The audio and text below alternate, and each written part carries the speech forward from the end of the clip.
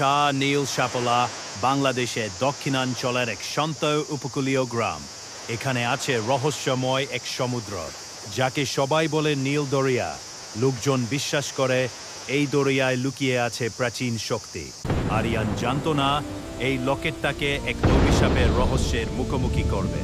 নীল দরিয়া গভীরে লুকিয়ে আছে প্রাচীন শক্তি, আর সেই শক্তির দরজা বন্ধ করতে হলে কাউকে ত্যাগ করতে হবে।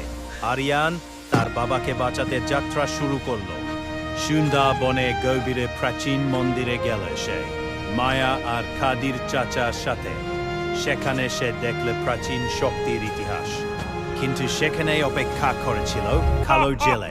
সেই এই দরিয়া শক্তি ব্যবহার করে পুরো অঞ্চল দখল করতে চাইছিল। যুদ্ধের এক পর্যায়ে আরিয়ান জানতে পারল কালো জেলে তার বাবাকে বন্দী করে রেখেছে, কারণ তার বাবার ভেতরে ছিল দরিয়াকে নিয়ন্ত্রণ করার শক্তি। শেষ মুহূর্তে আরিয়ান বুঝতে পারল দরিয়াকে বন্ধ করতে হলে তাকে নিজের শক্তি বিসর্জন দিতে হবে, ঠিক তার বাবার মতো। আরিয়ান দরিয়াকে বন্ধ করে দিল, কিন্তু সে নিজেও হারিয়ে গেল অন্য জগতে। গ্রামে শান্তি ফিরে এলো।